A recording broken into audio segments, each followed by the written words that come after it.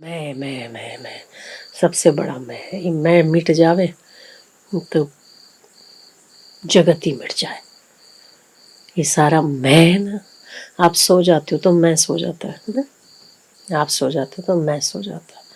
वहाँ आपको याद नहीं है मैं फलानी बहन, फलाना भाई, फलाने का बेटा, फलाने की बेटी, उसकी पत्नी, उसका पति हूँ।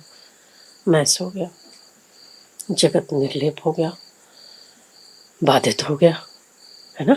जब मैं जगा, उसमें भी जगने के टाइम आपका चित्त बड़ा पहली बार में शांत होता है, पर जब बाहर जाते हैं ना तो इंद्रियां जग जाती है।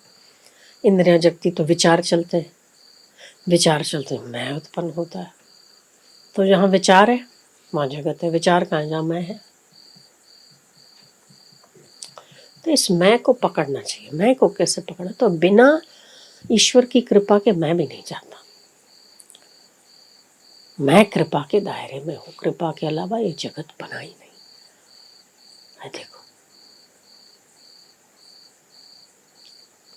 दुराचारी से दुराचारी, पापी से पापी भी व्यक्ति यदि मेरा भजन करता है, मैं उससे सब पापों से मुक्त कर देता हूँ। तो इसका मतलब तो मुक्ति भी तो ईश्वर की कृपा के ही अधीन है ना। हमारे अहम से अगर कुछ होता होता तो हम अपने ही घर ठीक कर लिए होते थे। करते हो पाता है? हो पाता है? हो पाता है नहीं ना। 4 परिवार का 4 सदस्यों का घर है, 2 सदस्यों का घर है, छोड़ो। आप अकेले खुद को ठीक कर पाए हो क्या आज तक? खुद के किए से कुछ नहीं होता है। जो कुछ होगा वो गुरु की कृपा से होता है।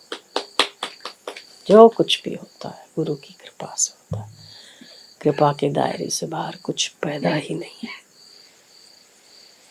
कृपा पर निर्भर रहो और सतत स्मरण रहे।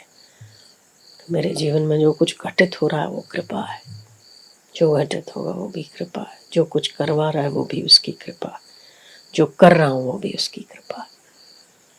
तो जब तक शरण नहीं ग्रहण की जाती तब तक माया से छूटा नहीं जाता। अभी शाम को भी मैंने एक ही चीज बोली कि हम परेशान होते हैं, हमारा अहम हमें परेशान करता है, परिवार में कई ऐसी समस्याएं होती हैं जो ऊपर नीचे होती, फिर भी इंसान का मन वहां से हटता नहीं। यही माया है ना। वो माया से तो आसानी से तरा ही नहीं जा सकता जब तक कि ईश्वर की कृपा ना हो। ईश्वर की कृपा कब होगी? जब तक गुरु की कृपा ना हो। यही माया है, कुछ नहीं है। पता है, सब कहते हैं, हम थोड़ी कहते हैं, केवल संत थोड़ी कहते हैं कुछ नहीं है।